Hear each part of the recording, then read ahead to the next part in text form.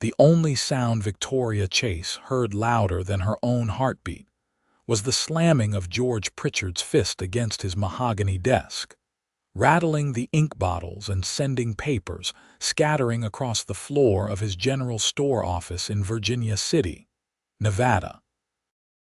It was August 1878, and the midday heat pressed through the windows like an unwelcome visitor, but the cold fury in her former employer's eyes chilled her to the bone. "You will regret this decision, Miss Chase," George hissed, his jowls quivering with indignation. "No respectable establishment in this town will hire you once I spread the word about your insubordination." Victoria's hands trembled, but she kept her chin high.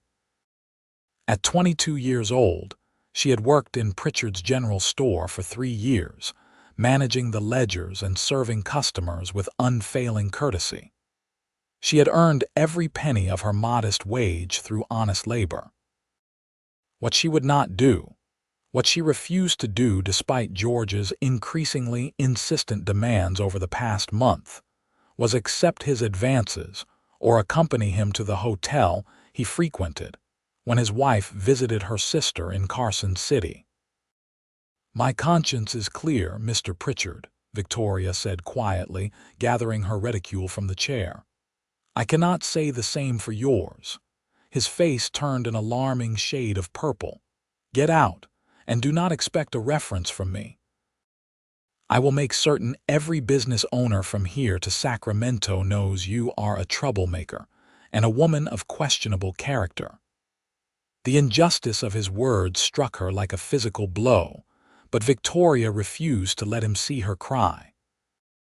She turned on her heel and walked through the store, past the shelves she had meticulously organized, past the counter where she had spent countless hours tallying accounts and wrapping purchases.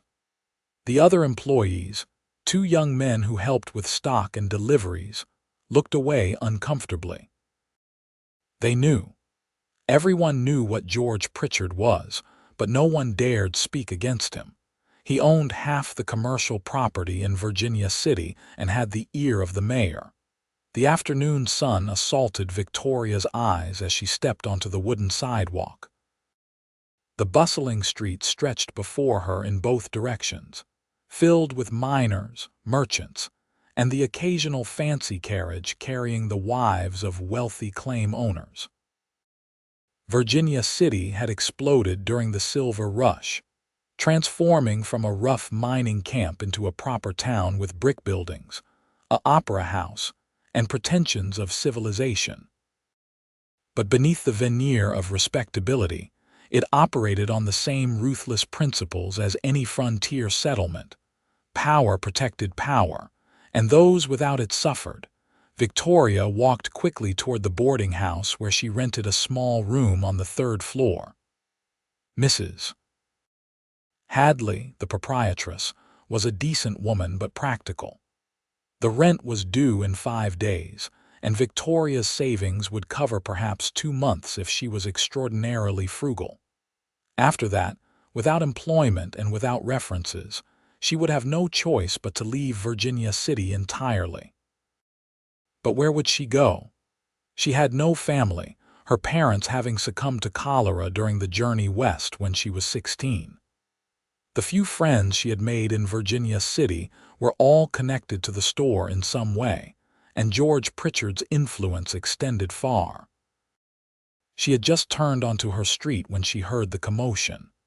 A crowd had gathered near the livery stable, and voices rose in anger and excitement.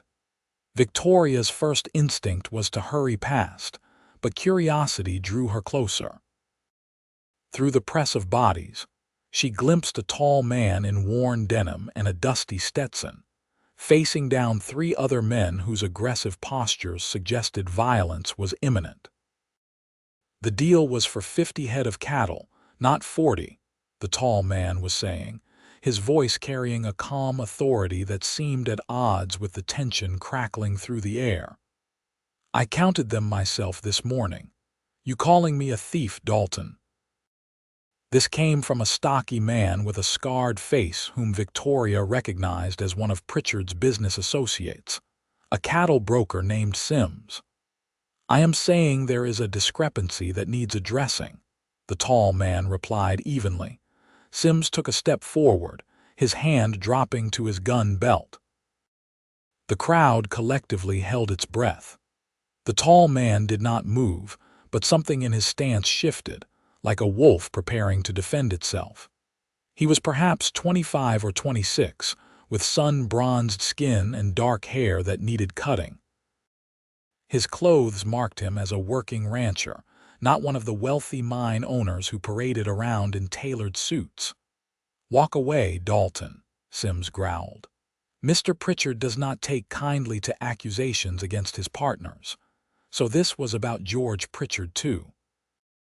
Victoria felt her stomach tighten.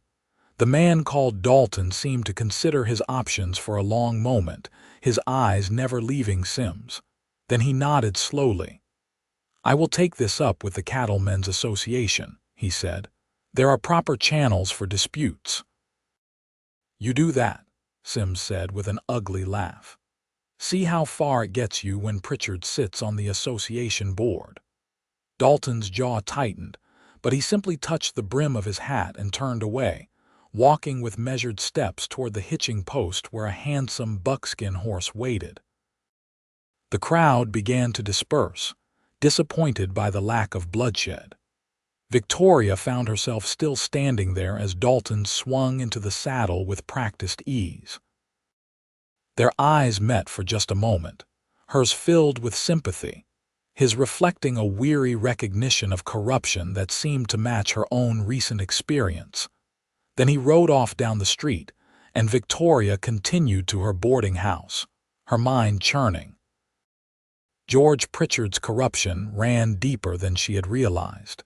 He was not merely a lecherous employer, but a man who used his influence to cheat honest ranchers. The knowledge sat heavy on her conscience. That evening, Victoria sat at her small writing desk and composed letters to businesses in neighboring towns, inquiring about employment opportunities. Her penmanship was excellent, and she had skills that should be valuable to any merchant requiring bookkeeping services. But without references, and with the very real possibility that Pritchard would spread his poison beyond Virginia City, she held little hope. The next morning, she dressed in her second-best dress, a modest gray cotton that nevertheless fit well and presented her as a respectable young woman, and began the discouraging process of seeking work in Virginia City itself. Perhaps Pritchard's threats had been empty bluster meant to frighten her.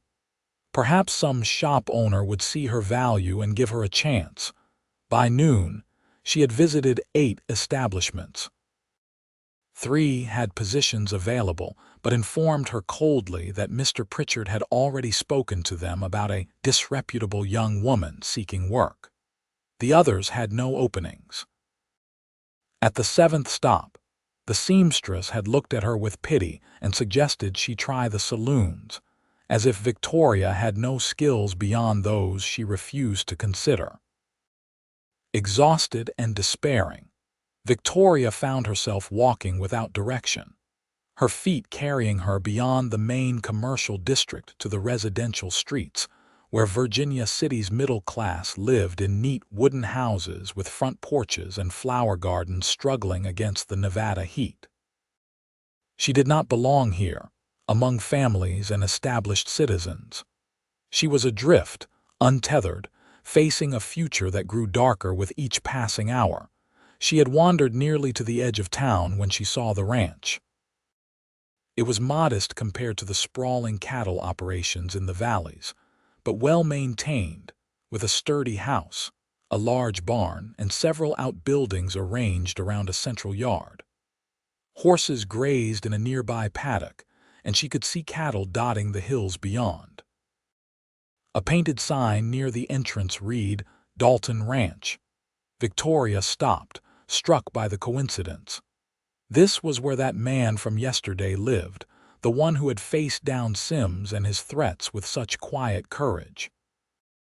Before she could think better of it, before caution could override desperation, she found herself walking up the dusty drive toward the house. A dog barked, a large brown mongrel that came bounding toward her with more enthusiasm than menace. Victoria paused, letting it sniff her hand before patting its head. "That is Bear," a voice said, and she looked up to see Dalton emerging from the barn, wiping his hands on a rag. Recognition flickered in his eyes. "You were in town yesterday, during the trouble with Sims." "Yes," Victoria said, suddenly aware of how presumptuous this must seem. "I apologize for the intrusion. I should not have come here without invitation." He studied her for a moment, taking in her respectable dress and the carpet bag she carried containing samples of her bookkeeping work. "You do not look like you are selling anything, and you do not look like trouble, so I would say you are either lost or looking for something specific." "Looking for work," Victoria heard herself say. The words tumbled out before she could reconsider. "I am a bookkeeper. I managed accounts for Pritchard's General Store for 3 years. I can provide excellent service for a fair wage, and I am willing to work hard." Dalton's expression shifted at the mention of Pritchard's name. "You worked for George Pritchard." "Until yesterday," Victoria admitted. "I was dismissed." "For what cause?" This was the moment of truth. She could lie, could invent some excuse that would preserve her reputation but damn her conscience. Or she could tell the truth and trust that this man who had stood up to Sims might understand what it meant to refuse corruption. "I refused his advances," Victoria said simply. "He is a married man who believed his position entitled him to liberties I would not grant. When I rejected him, he dismissed me, and has since ensured that no respectable establishment in Virginia City will hire me." Dalton's face darkened, but the anger there was not directed at her. "That sounds like George Pritchard. The man is a viper in a vest." He was quiet for a moment, considering. "I do need someone to manage my accounts. I have been attempting to do it myself, but ranching and bookkeeping require different skills. My ledgers are a disaster." Hope fluttered in Victoria's chest, fragile as a hummingbird. "I could examine them and give you an honest assessment. You need not feel obligated to hire me, but I would welcome the opportunity to demonstrate my abilities." "Fair enough," Dalton said. He gestured toward the house. "Come on inside. I will put coffee on, and you can take a look at the mess I have made of my record keeping." The house was surprisingly neat for a bachelor establishment. The main room served as both parlor and dining area, with a stone fireplace on one wall and windows that let in generous light. The furniture was simple but well made, and Victoria noticed small touches that suggested a man who valued order. Books aligned on a shelf, dishes cleaned and stacked, boots arranged by the door. Dalton brought out a battered ledger and spread it on the dining table. "I apologize in advance," he said with a rueful smile that transformed his serious face into something genuinely handsome. "Numbers and I have never been friends." Victoria sat and began examining the entries. They were indeed chaotic, with calculations that sometimes worked and sometimes did not, dates out of sequence, and transactions recorded without clear categorization. Yet as she worked backward through the pages, she began to see the outlines of his operation. Cattle bought and sold, wages paid to ranch hands, expenses for feed and equipment. It was a profitable enterprise being mismanaged through simple lack of bookkeeping skills. "This is not as bad as you think," Victoria said after half an hour of concentrated study. "The information is all here, it just needs proper organization. I could create a system that would show you at a glance where you stand financially. How many employees do you have?" "3 regular hands," Dalton said. 2 of them stay in the bunkhouse and 1 has a family in town. I also hire extra help during roundups and when we move cattle to market. You maintain separate records for the livestock operation versus other expenses. I should, I suppose, but it all goes in the ledger together. Victoria nodded, already seeing how she could restructure his accounting to provide clarity. I could fix this, she said, looking up to meet his eyes. They were brown, she noticed, with flecks of gold that caught the light from the window.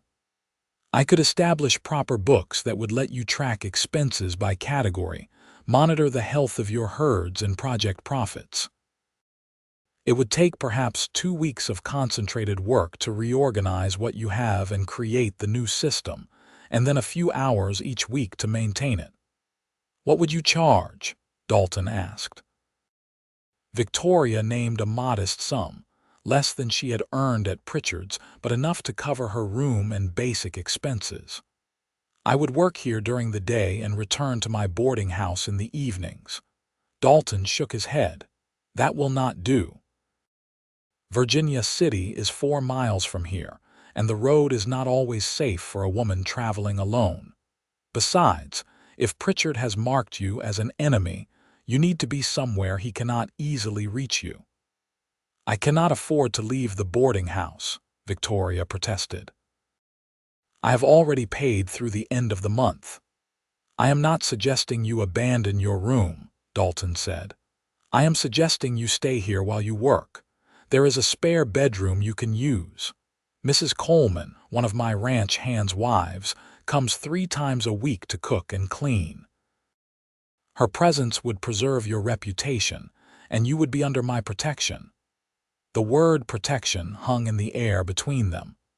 Victoria felt the weight of it, the implicit promise that he would shield her from Pritchard's revenge. It was an extraordinary offer from a man she had met only minutes ago. Why would you do this for a stranger? She asked quietly. Dalton sat down across from her, his expression serious. Because I know what Pritchard is capable of, and I know that people who stand up to men like him need someone to stand with them. You lost your position for doing what was right. That matters to me. You do not know me, Victoria said. I could be lying about everything. Could be, Dalton agreed, but I do not think you are. I have been reading people since I was old enough to work cattle. I have learned to tell the difference between honest folk and liars. You are honest, miss. Chase, Victoria supplied. Victoria Chase. Patrick Dalton, he said, extending his hand. His grip was firm and warm, calloused from work but gentle. So what do you say, Miss Chase? Will you accept the position and the protection that comes with it? Victoria looked around the tidy room at the ledger spread before her, at the earnest face of this man who was offering her not just employment but sanctuary. Every practical instinct told her to be cautious, to question motives, to protect herself from potential scandal or worse. But her instincts about people had always been sound, and everything about Patrick Dalton suggested integrity. I accept, she said. Thank you, Mr. Dalton. You will not regret this. Patrick, he corrected. If you are going to be working here, we might as well dispense with excessive formality. And I am certain I will not regret it. I have been drowning in those ledgers for months. Victoria allowed herself a small smile. Then you should call me Victoria. Victoria, he repeated, and she liked the way her name sounded in his voice, warm and respectful. Welcome to Dalton Ranch. They agreed she would start in 3 days, giving her time to settle her affairs in town and pack what she needed. Patrick offered to accompany her back to Virginia City, but Victoria declined, not wanting to give Pritchard's spies any reason to connect her to Patrick just yet. The walk back to town gave her time to process what had just happened. In the span of a single afternoon, she had gone from despairing unemployment to gainful work with a man who seemed genuinely decent. Still, caution whispered its warnings. She knew nothing about Patrick Dalton beyond his apparent conflict with Pritchard's business associates and his poor bookkeeping skills. He could be an honorable man offering honest help, or he could have other motives. Victoria resolved to remain vigilant while giving him the benefit of the doubt. At the boarding house, she found a letter waiting for her. The envelope bore the return address of a mercantile in Carson City, and Victoria's heart leaped. She tore it open eagerly, only to feel her hopes crumble as she read the polite refusal. They had no positions available at present. The letter was cordial enough, but Victoria wondered if Pritchard's poison had already spread to Carson City. He had contacts there through his wife's family. She sat on her narrow bed and allowed herself a moment of weakness, pressing her face into her hands as the stress of the past 2 days threatened to overwhelm her.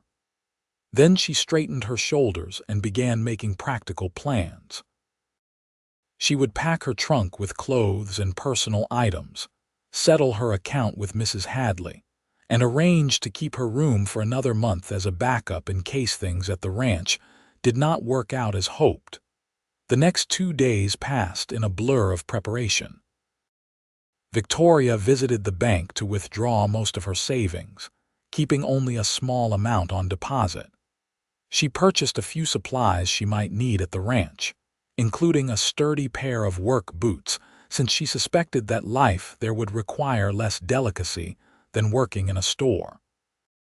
She wrote to the few contacts she had in other towns, explaining her situation in careful terms that acknowledged her dismissal without detailing the shameful reason. On the evening of the second day, Mrs. Hadley knocked on Victoria's door with a curious expression. "There is a gentleman downstairs asking for you, Miss Chase. A rancher fellow, quite polite but very insistent." Victoria's stomach tightened. Had Patrick changed his mind? Had he learned something that made him reconsider the offer? She descended to the parlor to find him standing with his hat in his hands, looking uncomfortable in the feminine room with its floral wallpaper and delicate furniture. "Patrick," she said, surprised. "Is something wrong?" "No, nothing wrong," he assured her quickly. "I realized I should have asked about your transportation to the ranch. I brought a wagon to help move your things if you are ready." "I was planning to come tomorrow," Victoria said.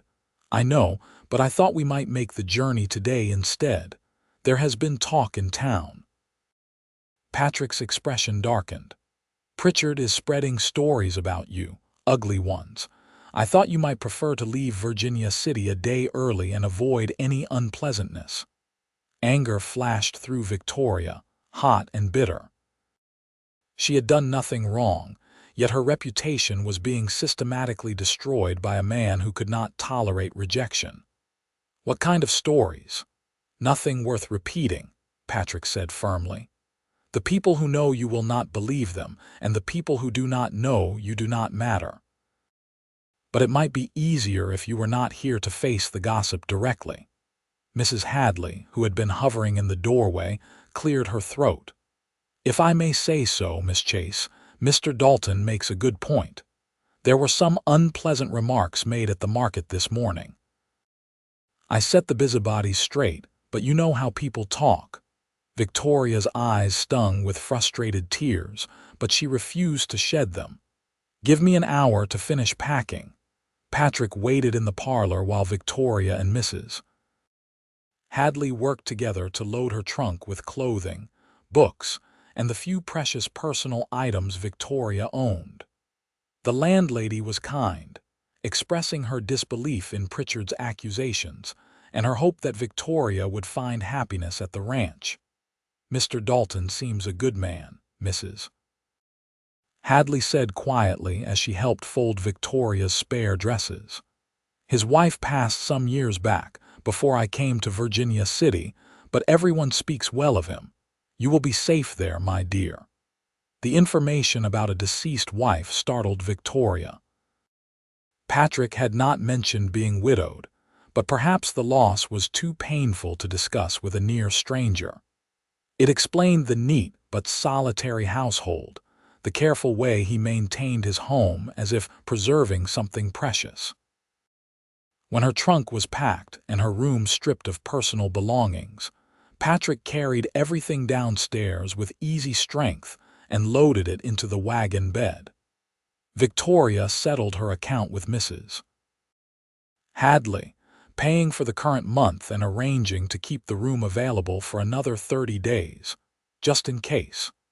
The sun was setting as they left Virginia City, painting the Nevada mountains in shades of gold and purple. Victoria sat beside Patrick on the wagon seat, acutely aware of his presence and the impropriety of being alone with a man she barely knew. Yet she felt safer beside him than she had in days. "I am sorry about your wife," Victoria said after they had traveled in silence for a while. "Mrs. Hadley mentioned you had been married." Patrick's hands tightened on the reins. "Sarah died 4 years ago. Pneumonia took her one winter when I could not get the doctor out to the ranch fast enough. We had only been married 2 years." "I am so sorry," Victoria repeated, hearing the old grief in his voice. "She was a good woman," Patrick said quietly. "Strong and kind. She loved the ranch as much as I did. Sometimes I still expect to see her in the kitchen or working in her garden. The house feels too quiet without her." They rode in companionable silence after that, the wagon wheels creaking and the horses' hooves clopping rhythmically. The air cooled as darkness fell, and Victoria pulled her shawl tighter. Patrick noticed and produced a blanket from under the seat, draping it over her lap with a gentle consideration that warmed her more than the wool. "There it is," Patrick said as they crested a rise. The ranch spread below them, lamplight glowing in the house windows. "Home." Something about the way he said "home" made Victoria's throat tighten. She had not had a home, not a real one, since her parents died. The boarding house had been shelter, the store had been employment, but neither had been home. A woman emerged from the house as they pulled into the yard, wiping her hands on her apron. She was perhaps 40, with graying hair and a sturdy build, and her face creased into a smile when she saw them.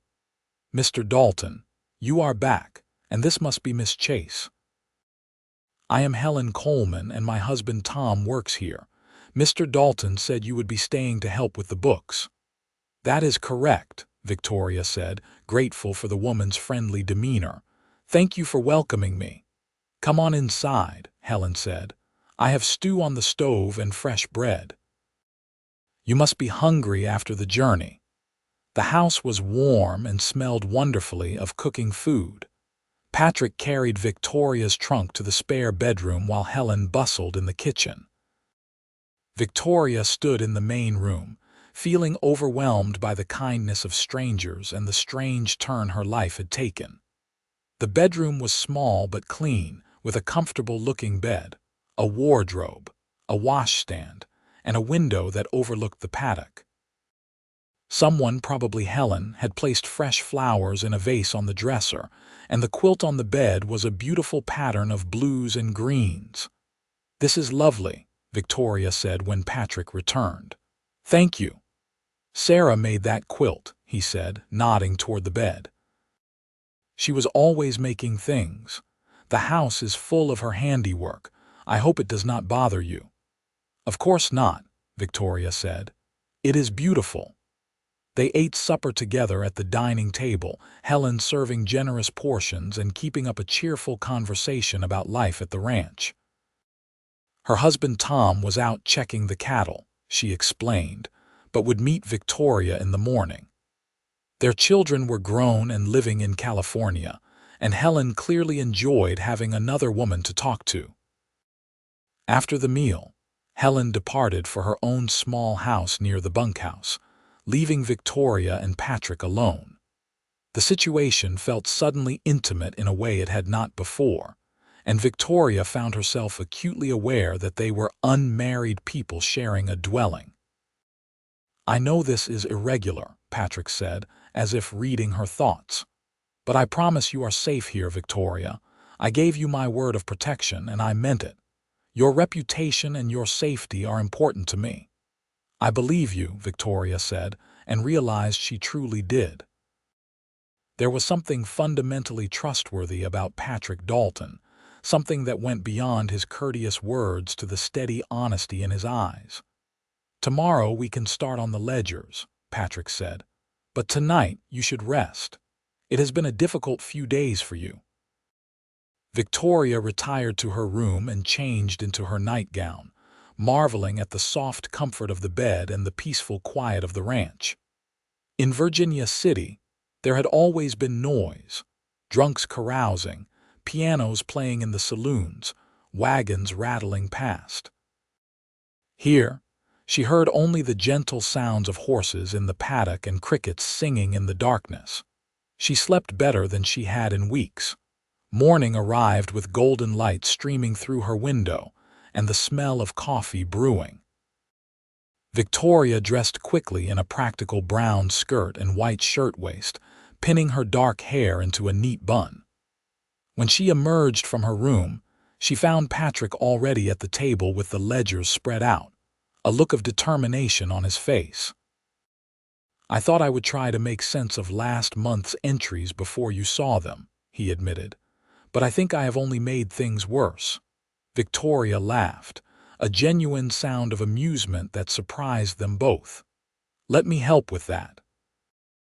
They worked together through the morning, Victoria gently correcting Patrick's calculations and showing him how to properly categorize expenses. He was an attentive student, asking intelligent questions and clearly trying to understand the principles behind the bookkeeping. Helen arrived with fresh bread and stayed to prepare lunch, her presence providing the propriety that Victoria's situation required. As the days passed into weeks, a comfortable routine established itself. Victoria rose early, helped Helen with breakfast, and then spent the morning reorganizing Patrick's chaotic financial records. The afternoons she spent creating a new, more efficient system of bookkeeping that would serve the ranch for years to come. Patrick was often out working with his cattle or mending fences, or attending to the 1,000 tasks that running a ranch required. But he made a point of joining her for meals and reviewing the progress she had made. They talked during those meals, gradually learning each other's histories. Victoria shared stories of her childhood traveling west, the terror of losing her parents, the struggle to find work as a young woman alone.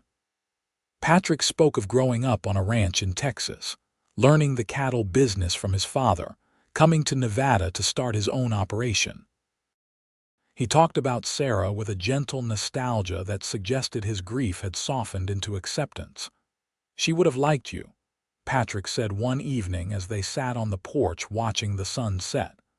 "Sarah appreciated capable people. She would have been impressed by the way you organized those ledgers."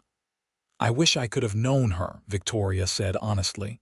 "So do I," Patrick replied. Then, after a pause, "You remind me of her sometimes, not in appearance but in spirit. She had that same determination to do what was right, no matter the cost." Victoria did not know how to respond to such a compliment, so she simply smiled and let the peaceful evening wrap around them like a blanket. It was during the 3rd week of Victoria's stay that trouble arrived. She was in the house working on the ledgers when she heard horses approaching at speed. Through the window, she saw 3 riders pull up in the yard, and her heart sank when she recognized one of them. It was Sims, Pritchard's cattle broker, and the 2 men with him had the hard, dangerous look of hired guns. Patrick emerged from the barn, his expression wary. Victoria could not hear the conversation from inside, but she could see the tension in Patrick's shoulders, the aggressive postures of the visitors. After a few minutes, Sims gestured toward the house, and Victoria realized with cold dread that they were talking about her. She stepped onto the porch, unwilling to cower inside while her presence caused trouble for Patrick. Miss Chase, Sims called out with false courtesy. Mr. Pritchard has been concerned about your welfare. He asked me to check on you and ensure you are not being held here against your will. That is absurd, Victoria said firmly. I am employed here as a bookkeeper, and I am perfectly content with the arrangement. Mr. Pritchard seems to think you were coerced into leaving Virginia City, Sims said. He has expressed concerns about your safety with Mr. Dalton. The hypocrisy was breathtaking. George Pritchard, who had tried to force himself on her, was now pretending concern for her welfare as a way to undermine Patrick. You can tell Mr. Pritchard that I am exactly where I choose to be, Victoria said, her voice ringing clear across the yard. I left Virginia City to escape his harassment, and I have no intention of returning. Sims's expression hardened. Those are serious accusations, Miss Chase. They are the truth, Victoria said. Mr. Pritchard dismissed me for refusing his advances, and he has spent the past 3 weeks destroying my reputation out of spite. But I will not be intimidated by him or by you. One of the hired guns shifted in his saddle, his hand drifting toward his weapon. Patrick moved almost imperceptibly, positioning himself between the men and Victoria, his own hand near his gun belt. I think you have your answer, Patrick said quietly. Miss Chase is here voluntarily. She is well treated and she is under my protection. You can report that to Pritchard. Pritchard will not let this stand, Sims warned. He has influence in this territory. So he keeps reminding everyone, Patrick said, but influence does not give him the right to harass a woman who has made her choice clear. Now I suggest you leave my property before this conversation becomes unpleasant. The tension stretched taut as a wire. Victoria held her breath, terrified that violence would erupt. But after a long moment, Sims jerked his horse's head around and spurred toward the road, his companions following. They departed in a cloud of dust and suppressed threats. Patrick remained standing in the yard until they were out of sight, then turned to Victoria with concern clear on his face. "Are you all right?" "I am fine," Victoria said, though her hands were shaking. "I am sorry they came here. I am sorry I brought this trouble to you." "You did not bring trouble," Patrick said firmly, climbing the porch steps to stand beside her. "Pritchard brought trouble and Sims delivered it. That is not your fault." "He will not stop," Victoria said quietly.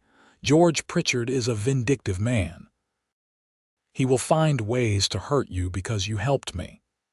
Then he will find I am not as easy to hurt as he thinks," Patrick said. "I have been dealing with men like Pritchard my whole life, Victoria. I am not afraid of him." But Victoria was afraid. She had seen what Pritchard could do, how he wielded his influence like a weapon.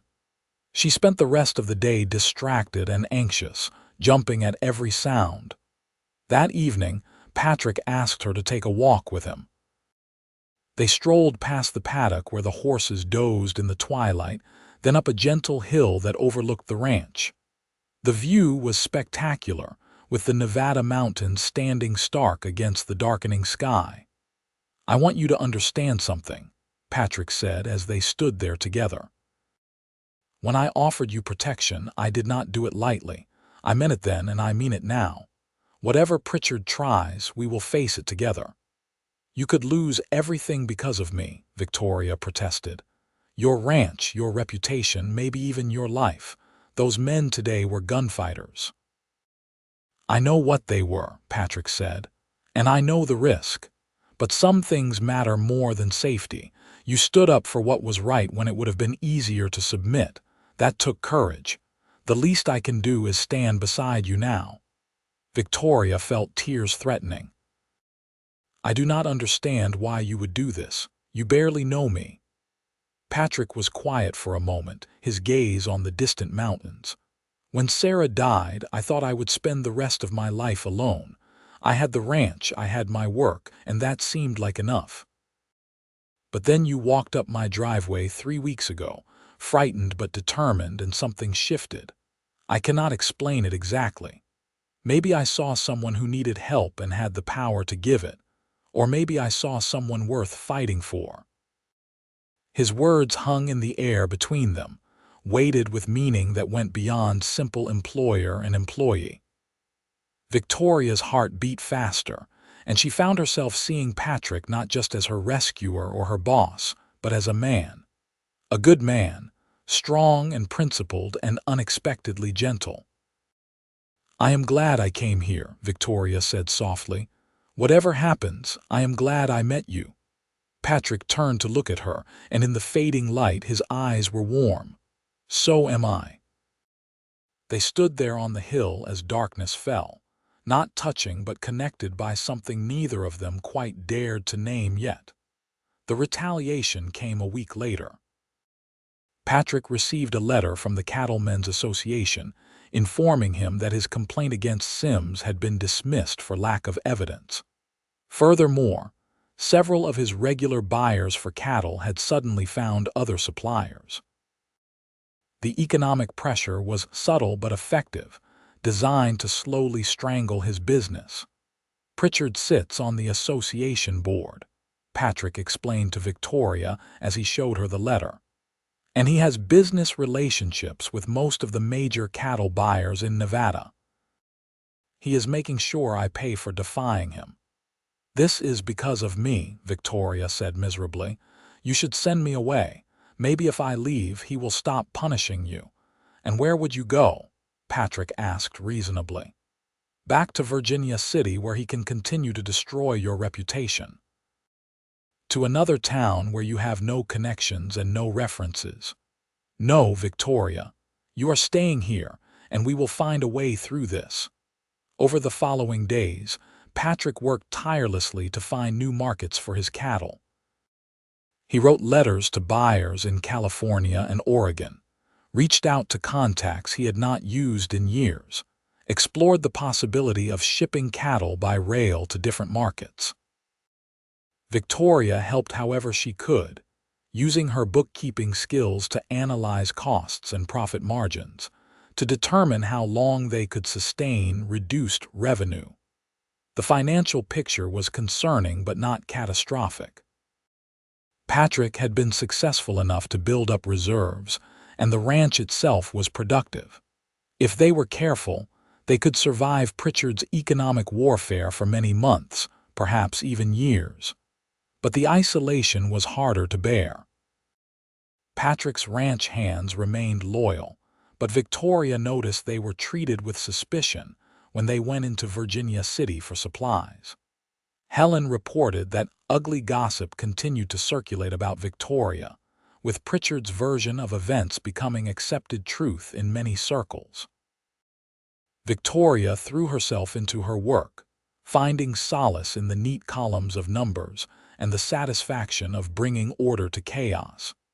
She had finished reorganizing Patrick's historical records, and now maintained current accounts with meticulous care. But bookkeeping only occupied her mind for so many hours a day. The rest of the time, she found herself thinking about Patrick. He was different from any man she had known. Gentle without being weak, strong without being domineering. He treated her with respect, valuing her opinions and her skills. He made her laugh with dry observations about ranch life, and he listened with genuine interest when she talked about books she had read or dreams she harbored. She caught herself watching him sometimes, admiring the economical grace with which he moved, the way sunlight turned his hair golden, the rare smile that transformed his serious face. And sometimes she caught him watching her with an expression that made her breath catch. They were falling in love, Victoria realized with a mixture of joy and terror. It was happening despite the circumstances, or perhaps because of them. Adversity had thrown them together, and proximity had allowed them to see each other's true characters. What they found in each other was worth treasuring, but neither of them spoke of it. The situation was too complicated, too fraught with propriety and practical concerns. Patrick had offered her employment and protection, not courtship. To introduce romance into their arrangement risked everything, turning their relationship into exactly the sort of scandal Pritchard was trying to create. So they maintained careful boundaries, never quite touching, never quite acknowledging the feelings that grew stronger each day. It was a delicate dance that both sustained and frustrated them. 2 months after Victoria had arrived at the ranch, a letter came that changed everything. It was from a lawyer in Sacramento, written on behalf of a cattle consortium that wanted to purchase 50 head of Patrick's best stock for an excellent price. The offer was legitimate, properly documented, with references that checked out when Patrick investigated. "This could save us," Patrick said, studying the letter with cautious optimism. "This price is significantly better than what I usually get, and it would give us breathing room to develop other markets." "It seems too good to be true," Victoria said, her instincts warning her to be suspicious. "It does," Patrick agreed. "But I have heard of this consortium. They have a good reputation. And we need this sale, Victoria. Our reserves will not last forever." Against her better judgment, Victoria helped Patrick prepare the documents and arrangements for the sale. The cattle were to be delivered to a location 20 miles from the ranch, where the consortium's representatives would inspect them and complete the transaction. Patrick departed before dawn with his 3 ranch hands, driving the cattle toward the rendezvous point. Victoria watched from the porch as they disappeared into the pre-dawn darkness, a sense of foreboding settling over her like a cold fog. Helen arrived shortly after to help with the cooking, chattering cheerfully about her daughter's recent letter from California. But Victoria could not shake her unease. She tried to work on the ledgers but found herself unable to concentrate, her eyes constantly drifting to the window, watching for Patrick's return. He came back late that afternoon, riding hard, his face set in grim lines. Behind him, his ranch hands drove the cattle back toward the paddock. The sale had not happened. "It was a trap," Patrick said as he dismounted, dust-covered and exhausted. "We got to the rendezvous point, but instead of the consortium's representatives, we found Sims and a dozen armed men. They were waiting to ambush us." Victoria felt ice flood through her veins. "What happened?" "Nothing, thanks to Tom's sharp eyes. He spotted them before we rode into the trap and we turned back. They did not pursue, just let us go. The whole thing was designed to get me away from the ranch with my men, driving valuable cattle into an ambush. If we had not seen them first, they would have stolen the herd and probably killed us to keep us from identifying them." "Pritchard," Victoria said flatly. "Most likely," Patrick agreed, though proving it would be impossible. The letter came from a legitimate law office in Sacramento, but the lawyer claims he never sent it. Someone used his name fraudulently. "This has gone too far," Victoria said, anger burning through her fear. "He is trying to kill you, Patrick, over me. Over his wounded pride." "This is not about you anymore," Patrick said. "If it ever was. This is about power and control. Pritchard cannot tolerate anyone defying him. If he can break me, it sends a message to everyone in the territory." Helen had been listening from the doorway, her face pale. "You should go to the sheriff, Mr. Dalton." "The sheriff is Pritchard's cousin," Patrick said bitterly. "Going to him would accomplish nothing except warning Pritchard that we know about his scheme." That night, Patrick sat Victoria down in the parlor with an expression more serious than she had ever seen. "I need to be honest with you about what we are facing," he said. "Pritchard is escalating. First it was economic pressure, now it is attempted theft and possible murder. There is no telling what he will try next. You are not safe here, Victoria. You are not safe anywhere in Nevada as long as Pritchard sees you as a target." "So what are you saying?" Victoria asked, though she feared she knew. "I am saying I can arrange passage for you to California. I have contacts in San Francisco who could help you find work, respectable work with people who do not know Pritchard. You could start over, leave all of this behind, and leave you to face Pritchard alone." Victoria shook her head vehemently. "No. I will not abandon you when you are in danger because you helped me." "This is not your fight," Patrick said. "It became my fight when he tried to force himself on me," Victoria replied. "It became my fight when he destroyed my reputation for rejecting him. And it became my fight when you offered me protection and I accepted. I am not running away, Patrick. We face this together or not at all." Patrick looked at her for a long moment, something complicated moving in his eyes. "You are the most stubborn woman I have ever met." "Good," Victoria said. "Because you are going to need someone stubborn to get through this." A smile tugged at the corner of Patrick's mouth despite the gravity of the situation. "I suppose I am." "So what do we do?" Victoria asked. Patrick stood and began pacing, his mind clearly working through options. "We need leverage. Pritchard operates through intimidation and his network of corrupt officials, but every man has weaknesses. We need to find his." "His ledgers," Victoria said suddenly.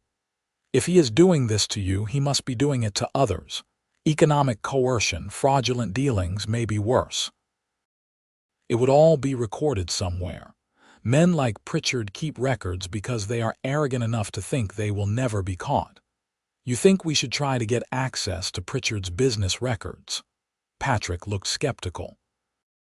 "That would require breaking into his office at the general store." "Not necessarily," Victoria said, her mind racing. "I worked there for 3 years. I know how he keeps his accounts.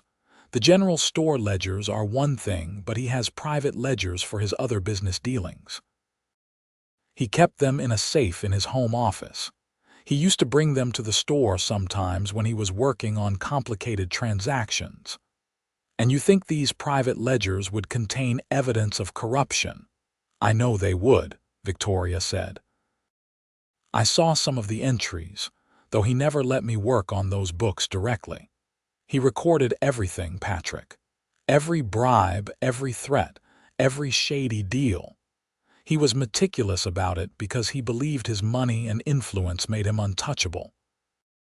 Patrick stopped pacing and looked at her intently. "If we could get those ledgers and bring them to federal authorities, it might be enough to bring him down. The territorial government might be in his pocket, but the federal government would not ignore evidence of fraud and extortion." "The problem is getting the ledgers," Victoria said. "They are in his house, which is guarded, and in a safe that I do not know how to open." They sat in frustrated silence for a moment, so close to a solution but unable to bridge the final gap. "I might know someone who could help," Patrick said slowly. "There is a man in Carson City, a Pinkerton detective who investigated some cattle theft cases last year. He is honest, not connected to Pritchard's network. If we could get evidence to him, he would take it to the federal marshal." "But we still need to get the ledgers first," Victoria pointed out. "One problem at a time," Patrick said. "Tomorrow I will ride to Carson City and talk to the Pinkerton man. We will see what he suggests." Patrick left at dawn for the 60-mile journey to Carson City, leaving Tom and the other ranch hands to watch over Victoria and the ranch. The day dragged interminably. Victoria tried to work, but found herself constantly distracted, worried about Patrick's safety on the road and uncertain about what would come next. He returned late the following evening, looking exhausted but carrying news that brought hope. The Pinkerton detective, a man named Charles Morrison, was indeed interested in investigating Pritchard. Morrison had heard rumors of corruption and had been looking for a way to build a case. If they could provide concrete evidence, he would take it to the federal authorities. "Morrison is willing to help us get the ledgers," Patrick explained.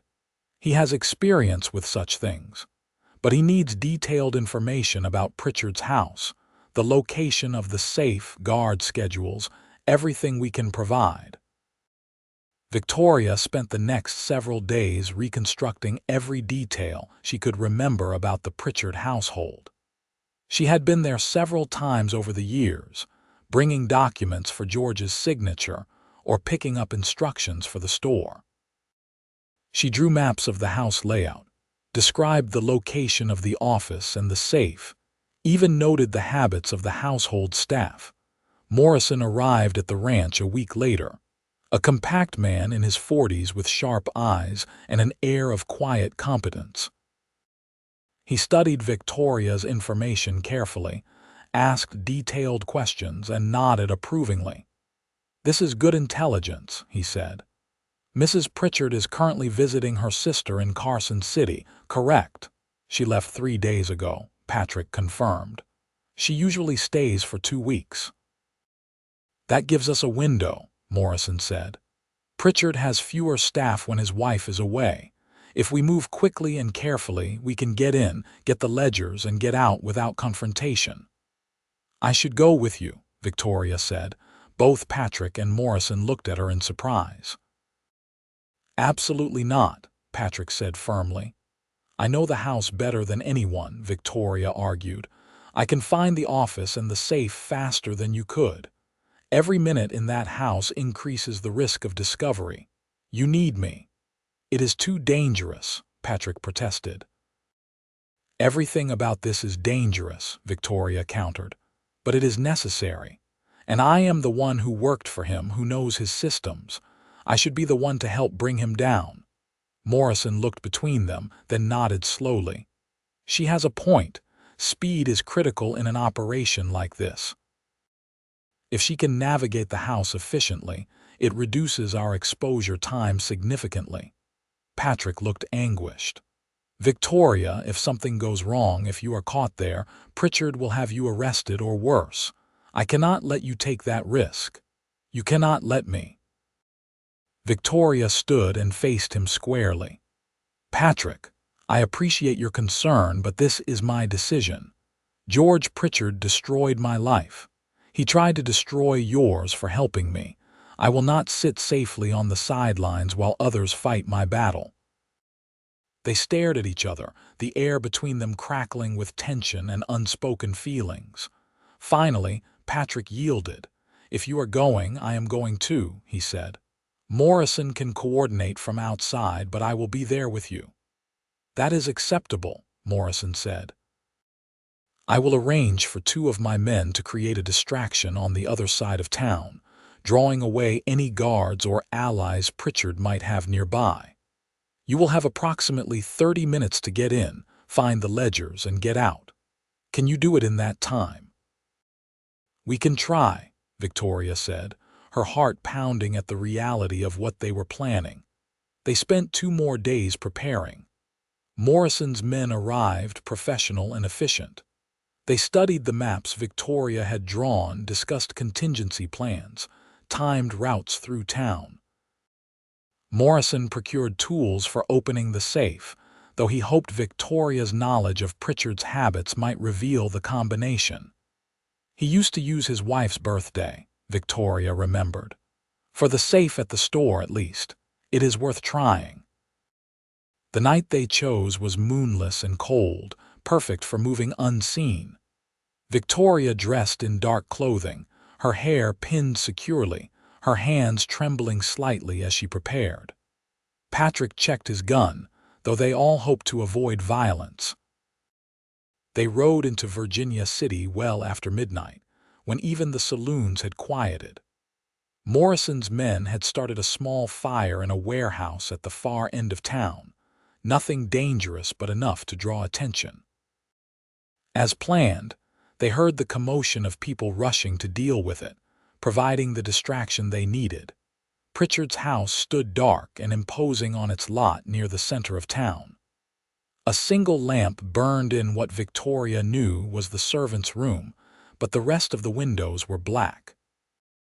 Patrick and Victoria approached from the back, using the shadows of the garden for cover.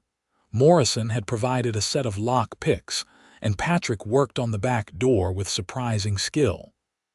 "My misspent youth in Texas," he murmured when Victoria looked at him with raised eyebrows. The lock clicked open, and they slipped inside. The house smelled of furniture, polish, and tobacco. Victoria led the way through the dark kitchen, into the hallway, toward the office that occupied the front corner of the house. Every creak of the floorboards sounded like thunder in her ears. Her heart hammered so hard she feared Patrick could hear it.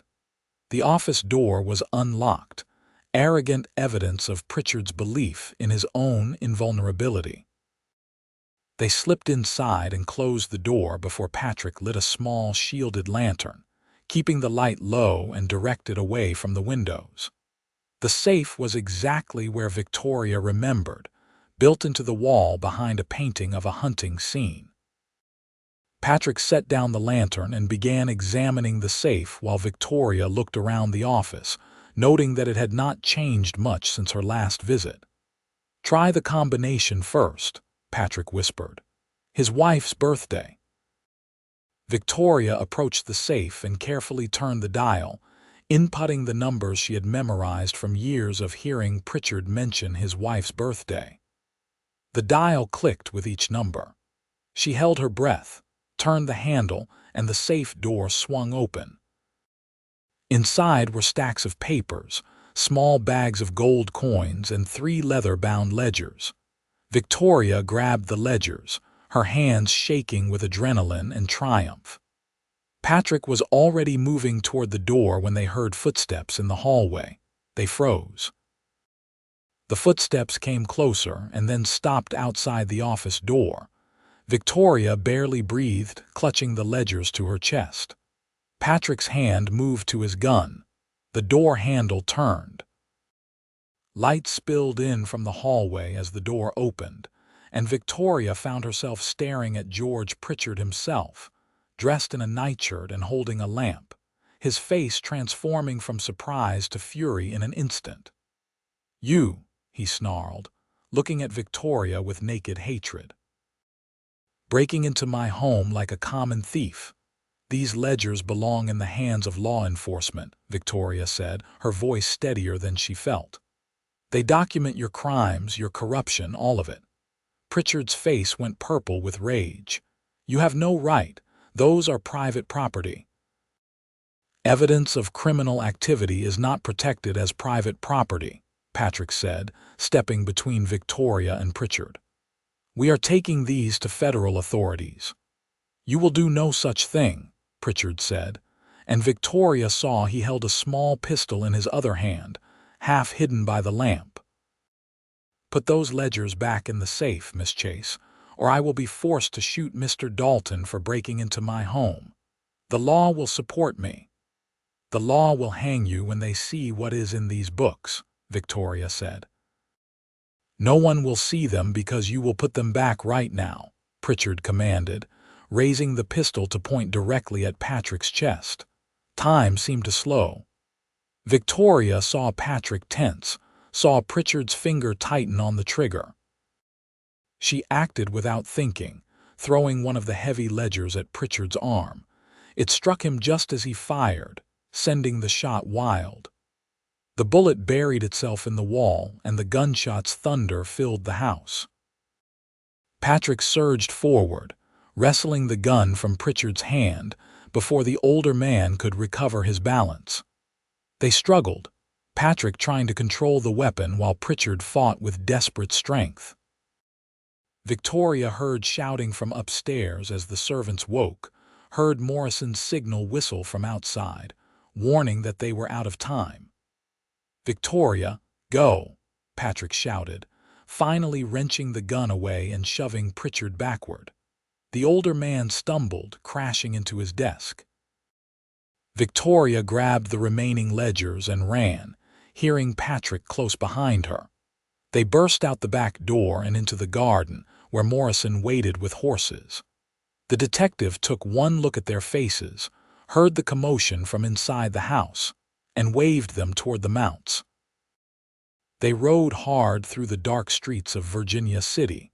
hearing shouts behind them but not stopping, not slowing until they had reached the edge of town, and then kept going, pushing the horses as fast as they dared on the dark road. They did not stop until they reached Morrison's safe house in a small mining settlement 10 miles from Virginia City. Only then did Victoria allow herself to breathe, to process what had just happened. They had done it. They had the ledgers. But they had also been caught by Pritchard himself, had nearly been shot, had committed breaking and entering that Pritchard would use against them. "You were magnificent," Patrick said, and Victoria realized he was smiling, his eyes bright with adrenaline and relief. "Throwing that ledger at him, that probably saved my life." "I could not let him shoot you," Victoria said, and suddenly the weight of the moment crashed over her. She had nearly lost Patrick. Pritchard's bullet had missed him by inches. Tears streamed down her face before she could stop them, all the fear and stress of the past months overwhelming her defenses. Patrick pulled her into his arms, holding her tightly as she wept against his chest. "It is all right," he murmured. "We are safe. You are safe." "I was so frightened," Victoria confessed. "When he pointed that gun at you, I thought I would lose you, and I realized I cannot bear that. I cannot lose you, Patrick." He pulled back just enough to look at her face, his hands framing her cheeks, his thumbs wiping away her tears. "You will not lose me," he said softly. "I promise you that. And Victoria, I need you to know something. I have been trying not to say this, trying to keep things proper and professional between us, but I cannot hold it back anymore. I love you. I have loved you for weeks now, maybe from the first moment you walked onto my ranch." Victoria's breath caught. "I love you too," she whispered. "I have been so afraid to say it, afraid it would complicate everything, but it is the truth. I love you, Patrick." He kissed her then, a gentle kiss that spoke of promise and protection and possibility. Victoria melted into him, feeling safe and cherished for the first time since her world had been upended by Pritchard's harassment. Morrison cleared his throat discreetly from across the room. "I hate to interrupt, but we should examine these ledgers and determine what we have." They spent the rest of the night going through Pritchard's private records, and what they found exceeded even Victoria's expectations. The ledgers documented years of criminal activity. Bribes to officials, fraudulent business deals, extortion schemes, even evidence that Pritchard had been involved in claim jumping, and at least one suspicious death of a business rival. "This is enough to hang him," Morrison said with grim satisfaction. "The federal marshal will be very interested in this information. Territorial corruption is one thing, but fraud involving interstate commerce and mail fraud are federal offenses." "What happens now?" Victoria asked. "Now I take these to the marshal in Carson City," Morrison said. "You two should stay here for a few days out of sight while the wheels of justice begin to turn. Pritchard will be looking for you, and he will be dangerous." They stayed in the safe house for 5 tense days, while Morrison worked with the federal marshal to build the case against Pritchard. Word filtered back that Pritchard had indeed reported a break-in and theft, claiming valuable property had been stolen. He had posted a reward for the capture of Victoria and Patrick, accusing them of various crimes. But the federal authorities moved with surprising speed once they saw the evidence in the ledgers.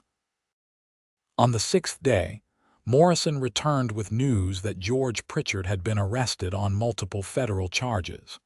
The marshal had raided his home and businesses, seizing additional evidence. Several of Pritchard's corrupt associates, including Sims and the sheriff, had also been taken into custody. "It is over," Morrison told them. "Pritchard will go to trial, and based on the evidence, he will almost certainly be convicted. He is finished." Victoria felt a weight lift from her shoulders that she had been carrying for so long she had forgotten what freedom felt like. What about the charges he filed against us? Dropped, Morrison said with a smile. The marshal was not interested in pursuing charges for breaking and entering when it led to exposing a major criminal enterprise. Officially, you were acting as concerned citizens providing information to federal authorities. Patrick laughed, a sound of pure relief. So we can go home. You can go home, Morrison confirmed. They returned to the ranch to find that news of Pritchard's arrest had spread through the territory like wildfire. The Cattlemen's Association had already sent a letter apologizing for dismissing Patrick's complaint and offering to reinstate him with full standing. Several buyers who had mysteriously stopped doing business with Patrick suddenly contacted him with new orders. Helen greeted them with tears of joy, and a feast she had been preparing in hopeful anticipation. Tom and the other ranch hands shook Patrick's hand and treated Victoria with the respect she had earned. The nightmare was truly over, but as the excitement settled and life returned to normal, Victoria faced a new uncertainty. What was her place now?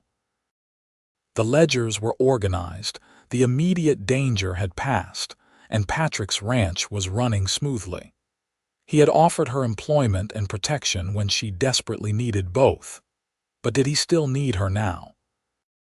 She was working in the office a week after their return, trying to focus on routine accounts when Patrick appeared in the doorway. "You have a moment?" he asked, his expression serious. Victoria's heart sank. This was it. He was going to tell her, gently and kindly, that her services were no longer required, that she should probably return to Virginia City or move on to wherever life would take her next. "Of course," she said, setting down her pen.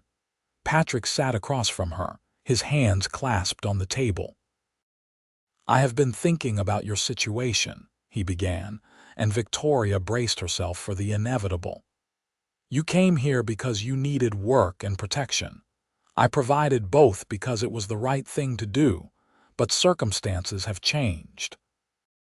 "I understand," Victoria said quietly, trying to keep the devastation from showing on her face. "I do not think you do," Patrick said. "Victoria, you are the finest bookkeeper I could hope to employ, and I would like you to continue managing my accounts. But more than that, I would like you to stay because I love you and cannot imagine my life without you in it." Victoria's head snapped up, her eyes meeting his. Patrick reached across the table and took her hand. "I know this is sudden. I know we have only known each other a few months. But I have never been more certain of anything in my life. I love you, Victoria Chase. You are brave and smart and kind, and you make me want to be a better man. I am asking if you would do me the honor of becoming my wife." Tears spilled down Victoria's cheeks, but these were tears of joy. "Yes," she whispered. "Yes, Patrick, I will marry you."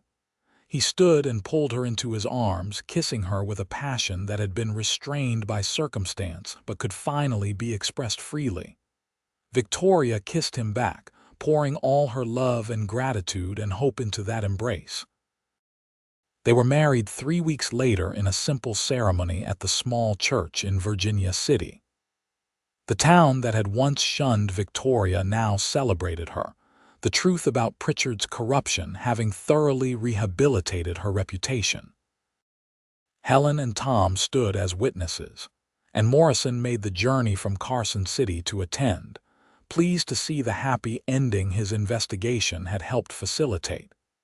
The Pritchard trial concluded 2 months later with convictions on multiple charges. George Pritchard was sentenced to 15 years in a federal prison. His businesses ceased to pay restitution to his victims. His wife divorced him and left Nevada entirely. The ripples of his downfall continued to spread, cleansing corruption from Virginia City's government and business establishment. But Victoria and Patrick paid little attention to the drama in town. They were too busy building their life together at the ranch. Victoria continued to manage the accounts, her skills proving invaluable as Patrick expanded his operation, taking advantage of new opportunities now that Pritchard's interference was gone. But she was more than the ranch bookkeeper. She was Patrick's wife, his partner, his best friend. They worked side by side during the day and fell asleep in each other's arms at night. The house that had once been too quiet filled with laughter and conversation and love. On a crisp morning in March 1880, Victoria discovered she was pregnant. Patrick's joy was boundless, tempered only by his concern for her health and safety. He fussed over her constantly, until she finally had to sit him down and firmly explain that pregnancy was not an illness, and she was perfectly capable of continuing her normal activities with reasonable modifications. Their son was born in November of that year, a healthy boy with his father's dark hair and his mother's determined chin. They named him Samuel Patrick Dalton, and he became the center of their world. Patrick was a devoted father, surprising himself with how naturally the role came to him. As Samuel grew, the ranch prospered. Patrick built a strong reputation for quality cattle and fair dealing, attracting buyers from across the West. Victoria's meticulous financial management ensured they weathered market fluctuations and bad weather. They hired additional hands, expanded their grazing land, and became one of the most successful ranching operations in Nevada. But their greatest success was the family they built. 2 years after Samuel came a daughter they named Rose, who inherited her father's quiet strength and her mother's sharp mind. Another son, Thomas, followed 3 years later, completing their family. The house that had once been filled only with memories of loss now rang with children's laughter. Patrick had Sarah's quilts brought out and placed in the children's rooms, honoring his first wife's memory while creating new happiness. Victoria never felt threatened by Sarah's ghost. Instead, she felt grateful to the woman who had loved this house and this man before her, who had helped make Patrick into the person he was. Virginia City continued to grow and change. The silver mines that had sparked its explosive growth began to play out, and the town's population shifted as miners moved on to other strikes. But the ranch remained, a constant in a changing landscape. Victoria sometimes thought about the woman she had been when she first walked up the drive to Dalton Ranch, frightened and desperate, her world shattered by one man's corruption and cruelty. She had been seeking only employment and safety. She had found so much more. She had found love with a man who valued her for who she was, not what he could take from her. She had found purpose in work that challenged and satisfied her. She had found a home in a place that welcomed her completely. And she had found herself, discovering strengths she had not known she possessed. On their 10th wedding anniversary, Patrick arranged for Helen to watch the children and took Victoria on a picnic to the hill where they had stood together all those years ago, when they were still circling around their feelings, too cautious to name them. "You remember standing here?" Patrick asked as they watched the sunset paint the Nevada mountains in shades of gold and crimson. "I told you I saw someone worth fighting for." "I remember," Victoria said, leaning against his shoulder. "I did not believe you then. I could not imagine why you would risk everything for someone you barely knew." "And now?" Patrick asked. "Now I understand," Victoria said. "You saw what I could not see in myself. You saw strength and courage in someone who deserved a chance at happiness. You gave me that chance, Patrick. You gave me everything." "You gave me everything too," Patrick said, pulling her close. "You brought light back into this house, into my life. You gave me love and partnership and a family I cherish beyond measure. I would face down 100 men like Pritchard to keep you safe, Victoria. That has not changed. Hopefully, you will not have to," Victoria said with a smile. "I think our days of dramatic confrontations are behind us." "Probably for the best," Patrick agreed. "We have children to raise and a ranch to run." "Much less exciting than breaking into safes and dodging bullets, but infinitely more satisfying." Victoria laughed. "I do not miss the excitement at all. Give me quiet evenings on the porch and family dinners and the simple joy of watching our children grow. That is all the adventure I need." They sat together on that hill as darkness fell, wrapped in each other's arms, looking at the lights of their home twinkling in the valley below. The ranch that had been Patrick's refuge after loss had become their sanctuary, a place where love had taken root and flourished despite the harsh Nevada soil. The years continued to pass in a rhythm of seasons and celebrations. Samuel grew tall and strong, learning the cattle business from his father with eager dedication. Rose showed an aptitude for numbers that delighted Victoria, and together they worked on the ranch accounts. Thomas inherited his father's quiet strength and his mother's determination, surprising everyone by deciding to study law so he could help ranchers like his father navigate the increasingly complex legal landscape of the West. Victoria and Patrick aged together gracefully, their love deepening with each shared experience, each challenge overcome, each joy celebrated. They never took for granted the miracle of finding each other, of building something beautiful from the ashes of loss and injustice. On quiet evenings, they would sit on their porch and watch their grandchildren play in the yard, evidence of the legacy they had created together. Samuel had married and built his own house on the ranch property. Rose had shocked everyone by becoming one of the first women to graduate from the University of Nevada, though she had returned to the ranch to use her education in service of the family business. Thomas was indeed studying law in San Francisco, but he wrote regularly promising to return and establish his practice in Nevada. "Did you ever imagine this?" Victoria asked Patrick one evening as they watched Samuel's twin boys chase chickens around the yard while their mother tried to restore order. "When I showed up at your ranch with nothing but a carpet bag and desperation, I imagined hope," Patrick said thoughtfully. "I imagined that maybe, just maybe, something good could come from standing up to corruption. But this exceeded my wildest dreams." "Mine too," Victoria admitted. "I thought I was looking for employment. I found a home. I thought I needed protection. I found partnership. I thought I had lost everything, but I had actually just lost the wrong things to make room for the right ones."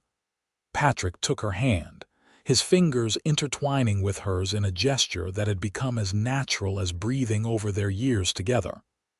"I offered you protection forever that day. I meant it. And you have kept that promise every single day since," Victoria said. "But Patrick, you should know something. Somewhere along the way, I stopped needing protection, not because the world became safer, but because you taught me that I was strong enough to protect myself. You gave me that gift too." "Then we protected each other," Patrick said, "and built something worth protecting together." As the sun set on another day at the Dalton Ranch, painting the Nevada sky in brilliant shades of orange and purple, Victoria reflected on the journey that had brought her here. A corrupt employer's harassment had seemed like the end of her world, but it had actually been the beginning of her real life. She had been fired for refusing a boss who saw her as property. A cowboy had hired her and offered protection forever. But what had grown between them transcended those simple facts. They had forged a partnership based on mutual respect, a love built on shared values, and a family that would carry their legacy forward into the future. The Wild West was changing around them. The frontier was closing, civilization bringing law and order to places that had once operated on might and corruption. But here on this ranch, in this family, The values that truly mattered endured: courage in the face of injustice, compassion for those in need, and love that protected without possessing, that strengthened without controlling. Victoria Chase Dalton had found what every heart seeks: a place where she was valued for who she was, work that gave her purpose, love that celebrated her strength, and a future bright with promise. The girl who had walked up that dusty drive seeking employment had become a woman who owned her power and her place in the world. And the cowboy who had offered her protection had found that in protecting her, he had opened his own heart to healing, to new love, to a second chance at happiness that honored his past while embracing the future. As darkness fell and they walked hand in hand back to the house where their family waited, Victoria knew that this was the truest happy ending. Not a fairy tale conclusion, but a life well lived, challenges met with courage, and love that grew stronger with every passing year. The story that had begun with injustice and defiance had become a testament to the power of standing up for what was right, even when the cost seemed unbearable. It had become a celebration of love that emerged not despite adversity, but because of it, forged in the fires of shared struggle into something unbreakable. Their children would tell their grandchildren the story of how Patrick and Victoria met, how love bloomed in the harsh Nevada desert, how courage defeated corruption. And those grandchildren would carry forward the values their grandparents had lived: integrity, compassion, and the unwavering belief that doing right by others ultimately leads to the greatest rewards. The ranch would endure through generations, a living monument to the cowboy who offered protection and the woman who accepted it, who built together something far greater than either could have created alone. Their love story would become part of the fabric of the West, proof that even in the hardest times and harshest places, love could take root and flourish, creating beauty that lasted far beyond a single lifetime.